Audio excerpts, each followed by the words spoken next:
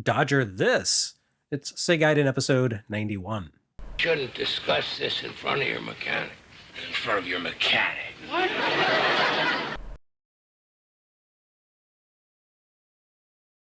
The Sega Genesis may have been the most powerful console in the world in August 1989, but there were some feats beyond even this system's capabilities, such as paying for the damn licensing rights to use the name Fist of the North Star. Last Battle was the third game based on Buronson and Tetsuhara's legendary manga Fist of the North Star, or Hokuto no Ken, to reach the US in the late 1980s. Making that series by far the most prolific Japanese property on American consoles to that point. For reference, we had only received a single Dragon Ball game by then. Alex Kidd in Miracle World does not count. One Golgo 13, and no Macross, no Transformers, and zero Gundam. The 80s were weird. We were still figuring things out, especially when it came to making Americans like stuff from Japan. But publishers knew that kids love ultra-violent mashups of Mad Max and Bruce Lee, and so lots of Fist of the North Star games. But since two of those games hailed from Sega, we really had only ever seen one Fist of the North Star game, really. Sega produced the best 8-bit Fist game ever made for Mark III, but rather than publishing it as such here in the US, they gave it a comprehensive visual and mechanical overhaul to become Black Belt, a generic karate guy adventure draped over Kenshiro's skeleton. For that game's 16-bit follow-up, Last Battle, Sega didn't put in nearly so much localization effort. They gave Hokuto no Ken Shin Sekimatsu Kyuseishu Densetsu a cool title screen, and changed all of the characters' names, and then that was the point at which they said, good enough. The thing is, Last Battle is even more obviously a Fist of the North Star game than the one Taxan had published on NES a few months earlier. Anyone who had paid any attention to either the NES or the weirdo black and white indie section of their local comic shop would have seen some element of Fist with its properly licensed name and appearance by this point, so Sega wasn't fooling anyone who had a moderate degree of nerd media literacy. And you know, maybe they weren't trying.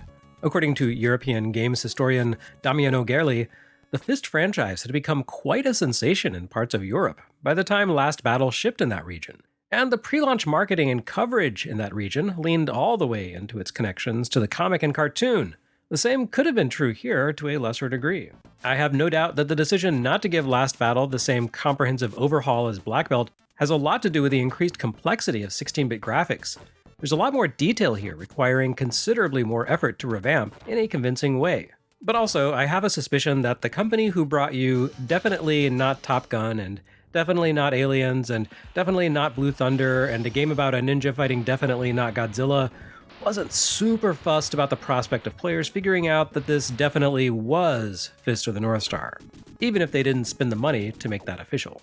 This does make for a pretty awkward game at times, though.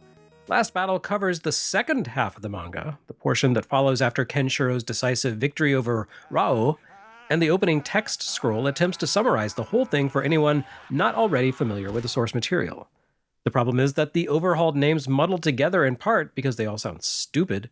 Kenshiro becomes Arzak, and the bad guys have monikers like Grom, Gross, and Garak. But also because they appear in a dense opening plot dump that scrolls past almost too fast to read. Based on commentary at Sega Retro, even the Japanese version of the game is pretty incomprehensible for anyone not already familiar with the entirety of the long-running manga series, which is, in fact, currently approaching its 18th and final massive volume in English, courtesy of Viz.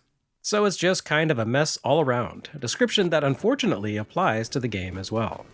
I hate to say that because it does appear that Sega wanted to do something interesting and fresh with this take on Fist of the North Star.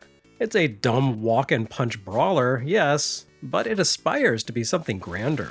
A dumb walk-and-punch brawler with airs.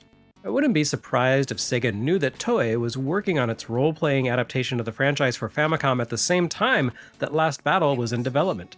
The two games shipped just a couple of months apart in Japan, and the Japanese gaming press gave Hokuto no Ken 3 quite a bit of hype leading up to its release.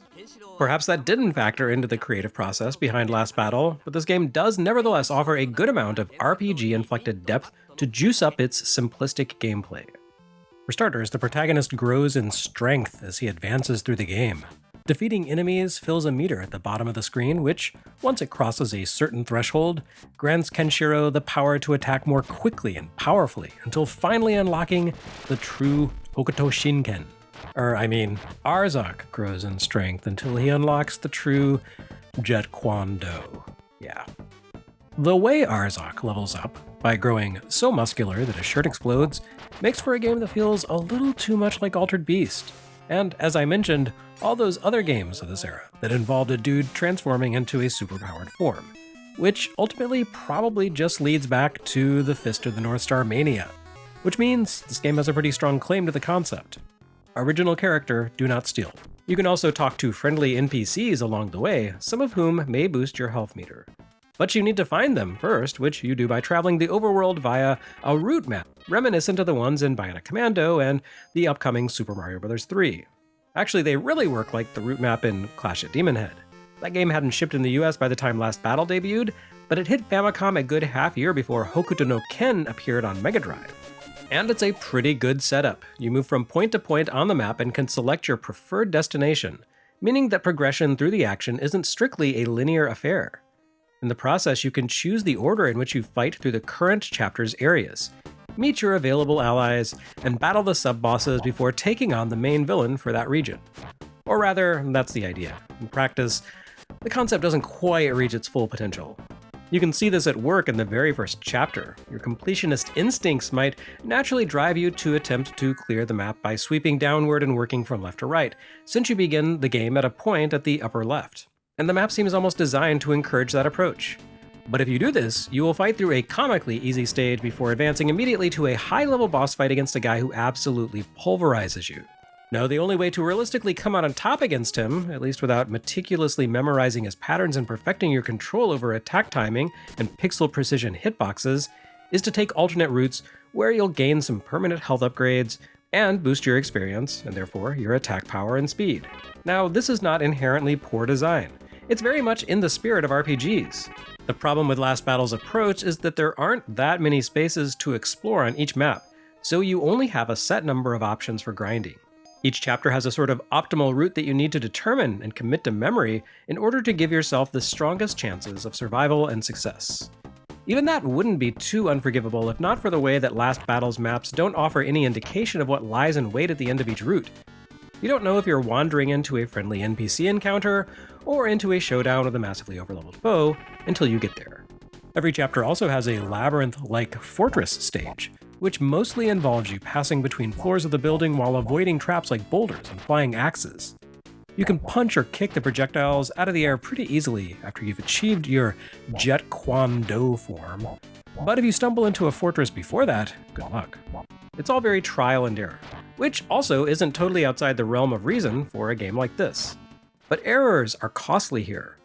Arzak only has a single life, so once his health meter hits 0, which doesn't take too long against out-of-depth bosses who can smash your HP to nothing in just a few hits, it's game over, and you have to start all the way over again from the very beginning.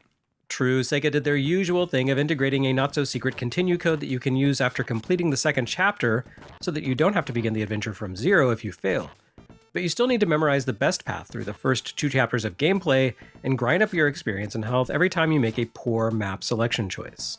Individually, these design choices might not be so bad. Taken together, they add up to a pretty frustrating game with a curiously dated design. Last Battle looks pretty good, and the RPG and map elements feel like a real attempt to drive the state-of-action game design forward. But the lack of telegraphing for your destinations, the utter lack of tolerance for mistakes, and massive time investment required to get back into action after a loss, along with the stiff and frankly clunky action, make for a pretty hostile welcome to the 16-bit era. Ultimately, I activated an invincibility cheat just to see something beyond the utterly brutal Chapter 1 boss. And while the second chapter seems pretty reasonable, by the time you reach the end game, the entire thing feels almost comical in its unfairness. The teleporting guys who box you in, while weirdos who throw double knives or double axes are so hateful and so hard to defend against that I suspect that, had Last Battle shipped in the age of achievements, there would be a less than 1% completion rate for this game. The high friction design seems geared toward creating replay value through sheer lack of respect for players' time. Something that could have been mitigated with simple design choices like, say, a small indicator to note the potential difficulty of a route, or even a basic continue feature. As it is though, the game suffers from a problem common to arcade-style games that attempted to grasp at the depth and systems of an RPG. As in, say, Double Dragon for NES, you don't enjoy a breezy restart when you fail. Instead, you spend a lot of time grinding back the experience and skills you had originally earned in your previous session, turning replays into a pretty tedious slog. Last Battle somehow feels more 8-bit in its design ethos than, for example, Segaiden. It's a regressive effort from Sega, whose original home efforts had grown in both scope and accessibility over the course of the Master System era. Sure, Last Battle looks great, with excellent graphics that look undeniably like Fist of the North Star, but in practice, it's somehow more 8-bit than 8-bit. Is this what it means to be 16-bit? The same old stuff as usual, but with better shading in the graphics? Maybe Sega couldn't afford to use the Fist of the North Star name because they burned all their spare cash licensing the name and likeness of a true superstar. Yes, the first 16-bit sports release for Sega bears the endorsement of world-famous diet fad shill Tommy Lasorda. In 1989, Lasorda was one of the most recognizable figures in Major League Baseball, having led the LA Dodgers to a decisive World Series victory the year before. With his garrulous personality and motivational coaching style, he quickly became a media personality who cameoed on TV shows as himself and would eventually become the face of the Slim Fast diet product due to his tragic love of pasta. Anyway, sticking the name and face of the current MLB champion coach on the US version of a Japanese baseball sim, originally published with the uninspiring title of Super League, was a pretty decent marketing choice by Sega. Certainly, it felt more timely than naming a game after a recent retiree like Reggie Jackson. This was a current take on baseball, not one for your dad's generation. Surely this was the promise of 16-bit gaming. That and the excellent graphics and the weirdly mournful and downbeat music. Unfortunately, no, the promise of 16-bit gaming was nowhere to be found in the actual gameplay. Tommy Lasorda Baseball is fine, and it offers a decent selection of play options, ranging from exhibition play to season-length simulations. But there's nothing here outside of the graphics that you couldn't have found in the better brand of 8-bit baseball software. Heck, Tommy Lasorda Baseball doesn't even come close to matching the depth and complexity of Baseball Stars for NES, the gold standard for console baseball video games in the US at the time of the Genesis launch. This looks nice, but it's really a perfectly mundane take on the sport that, unlike Last Battle, offers nothing that you couldn't have found in similar games on NES or Master System. It might even be a step down from Master System games, possibly because Sega developed Tommy Lasorda Baseball themselves rather than farming it out to the experts at Whiteboard. It's not a terrible take on the sport by any means, but again, as with Last Battle, it leaves one with the distinct sensation that this new generation of consoles was just about visual enhancements rather than better, deeper gameplay. And maybe that's fine. Certainly the graphical and audio capabilities of the Genesis left people reeling at the time of the console's debut. And while professional reviews of the era did ding games like this for doing so little to advance the state of the console gaming design art, my personal recollection is that Genesis's target audience of snot-nosed little kids like me didn't really mind. It's not like many consumers had access to the entire slate of game releases at the time to compare these games to for extended play sessions. We just kind of played what we had. And going by visuals, Genesis games looked astonishing indeed. So no, maybe Tommy Lasorda didn't reinvent the concept of baseball games. Maybe Last Battle felt practically regressive compared to some of Sega's own 8-bit creations. As experience over the decades has proven time and again, game console launches tend to leave us with underwhelming software that showcases some of the new machine's tech, but doesn't exactly wow the world with its incredible design. I mean, yeah, sometimes you get a Legend of Zelda Breath of the Wild or Donkey Kong Bonanza, but those were built for older hardware and tweaked for the next-gen launches, so they hardly count. It's still early days for the 16-bit era here in August 1989, so it's probably unfair to expect revolutionary game experiences. Those would come in time. Here at the beginning, the Genesis literally offers nothing beyond prettier versions of games you had played on 8-bit consoles. It's fine, but there's really no sign of the revolutionary experiences that would result from this generation of consoles yet. Well, almost no sign.